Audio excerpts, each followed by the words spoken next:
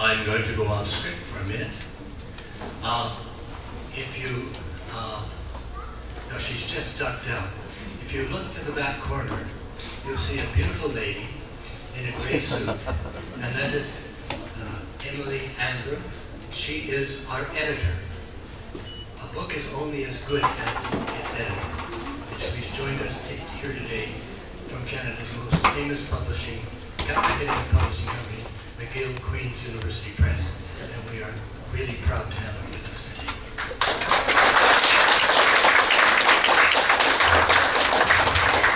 And the second thing is this. When we show the documentary, it will be shown in this room. So I'm going to ask a group of very strong, handsome men in the very back there to help Emily Andrew move the books and table out to the hall there so that we can proceed with the documentary, but people can sneak out to buy a book. I'm sure every one of you will sneak out to buy a book. Right? Right? Right?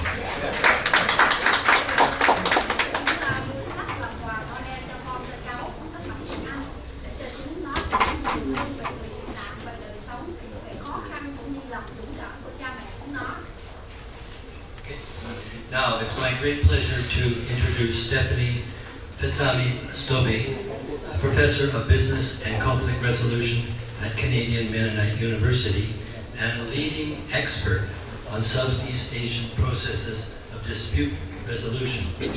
She has worked and conducted research in Canada, the United States, South America, Europe, India, and Asia.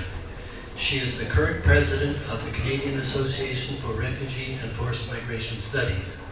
She's authored several books and is the Lexington Books Series editor for Conflict Resolution and Peacebuilding in Asia editor. She is the creator and the curator of the museum exhibition, Hearts of Freedom, Stories of Southeast Asian Refugees, and that traveled, as I said earlier, across the country. And as a member of the Hearts of Freedom team, I joined my fellow team members in telling you how proud we are that a member of our team, Stephanie Stobbe, was awarded the King Charles Coronation Medal for her services to Canada and to refugees. Stephanie. Vâng, thì ngắn gọn là cô Stephanie Stobbe là giáo sư về ngành kinh doanh nghiên cứu và giải quyết các xung đột tại Đại học Mennonite ở Canada. Bà là người Lào và cũng có bằng PhD. Bà đã làm việc rất nhiều cho Hoa Kỳ, Canada, Nam Mỹ, châu Âu, Ấn Độ và là biên tập viên của bộ sách Lexington về giải quyết xung đột và xây dựng hòa bình ở châu Á. Bà đã sáng tạo ra việc triển lãm di động, tức là mang những cái buổi triển lãm đi khắp nơi để cho người ta hiểu thêm về tị nạn, về đời sống ở đây. Và bà cũng mới được lãnh huy chương của vua George thứ 8.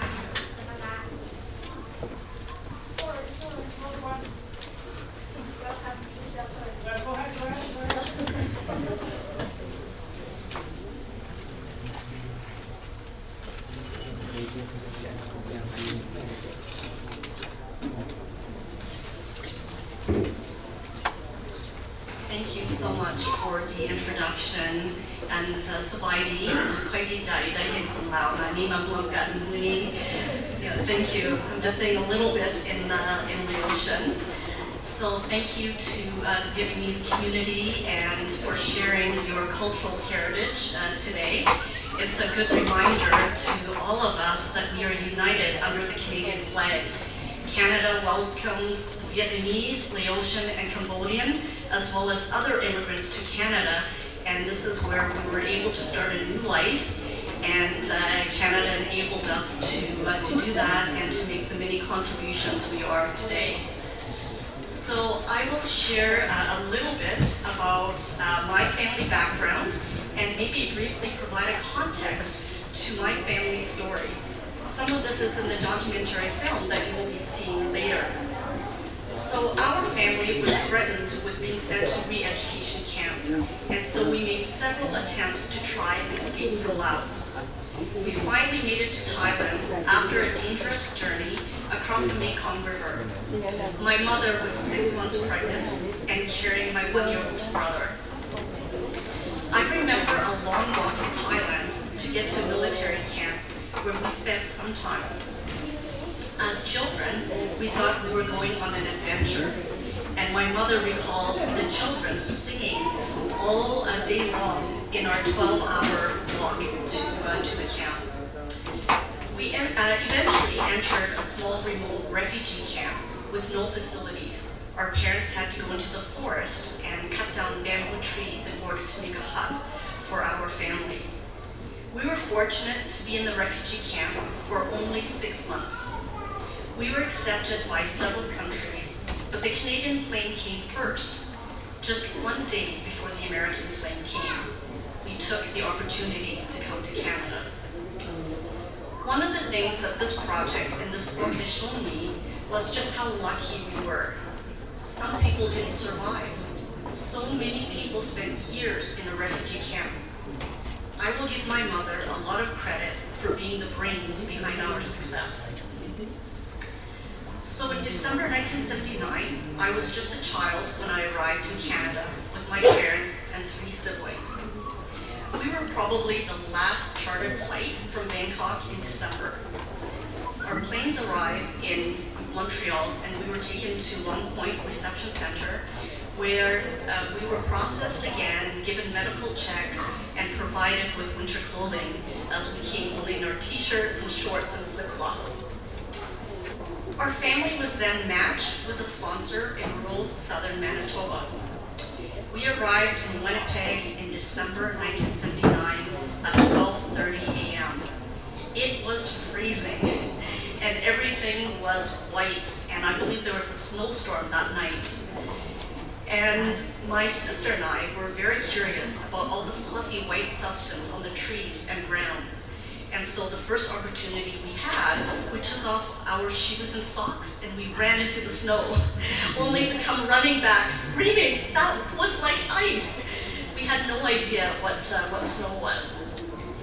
And so our family, I think, could have survived the cold weather, but we were shocked at the accommodations that we were given. Our accommodations were terrible. We were placed in a 2-room house with no running water, no heat, no washroom, only an outhouse, and worse, the house was situated in a cemetery, right beside the tombstones. And my mother recalled the priest telling us one day to not open the doors if we hear knocking late at night. And so all the children were scared of the ghosts coming, from the cemetery. And my father had to walk down the road to collect water from the well. We didn't have running water in the house. Good thing we couldn't read English then, because there was a sign in big red letters, not for drinking. So we seemed to survive that too. Our parents were sent immediately to work, my father to a chicken farm, and my mother to a sewing factory, and the children to elementary school and daycare in different towns. And so finally, my mother was able to find a phone number for the Lao Association in Winnipeg, and 2 people from there came to translate and to mediate our concerns about our living conditions. My mother wanted us to be moved to a bigger town so that we would have schooling in the same town, and she could go to work in the same town. And the priest refused to move us into a larger city. And so my mom said, well, that's fine. I will just hitchhike with my children on the highway and we're gonna make our way to Winnipeg if no one is willing to help us. And so that's when the sponsor, the priest, decided to move us to a smaller town, or a bigger town than what we were in, called Steinbach, Manitoba. And the priest put us up in a house that was immediately condemned as the floors and walls were saturated with water and falling apart. And so we had to move into a different housing that my parents found on their own. During this time, as my mother was working full-time, in the evening she would go to ESL classes. and that's where she met some Mennonite teachers. And these two women, Mrs. Elda Thiessen and Mrs. Mary Lowen, heard my mother's story, and they were shocked at how we were treated in terms of being settled here in Canada. And they just couldn't believe it. And so they embraced our family and provided us with the emotional and social support that we needed in order to adjust here in Canada. My mother still did not like the cold weather. She took us on a trip one day to Vancouver and Victoria, and she fell in love with the beauty there and the warmer climate. So in 1986, and I remember this vividly because it was Expo 86, and she said, well, I'm just gonna pack up the family, pack up the car, and we are moving to Vancouver no matter what. And so we made our way to BC. And in BC, my mom always was supportive of education. It was very important to her, and she encouraged all the children to finish elementary school and high school and to go to college and university. So all the children went to college or university. So one went to college, one got a Bachelor of Science degree at Simon Fraser University, one finished a nursing program, and I completed a Bachelor of Arts in Counseling at University of British Columbia. After the last child finished school, my mother said, you know, this is my time now. And so she actually went and enrolled in college, and she obtained degrees in hospitality and business. So I went on to complete my master's in the United States and my PhD, Doctor of Philosophy at the University of Manitoba. I am the first person in my extended family with a PhD. As you heard, I'm currently a professor in Business and Conflict Resolution Studies at Canadian Mennonite University. The Conflict Resolution Studies is at the University of Winnipeg. So after graduating from university, my mother was horrified when I told her that my husband and I are moving back to Winnipeg for work. So she, to this day, will not visit us in the winters. She will only come in the summer and in the fall to visit us. And so I will share this one story about her. So one year, when my mother was visiting us in Winnipeg, she asked if we could go back to the communities where we first lived when we arrived in Canada. She wanted to find her dearest friend, Margaret, after 30 years. So this woman, when we lived in this small rural community, my mother didn't have a car to get to the sewing factory. And so this woman, she wasn't a sponsor, but she volunteered to drive my mom to and from work every day and to drive the children to daycare every day. And my mom said she was so good to us, but she didn't speak any English at that time. And when we left that community, they had no way of connecting with one another. And so she's like, after 30 years, I want to find this woman and I want to say thank you for befriending her and for taking care of our family in that way. So she said, can we drive to the small community? And I said, Mom, do you even know, where she lives?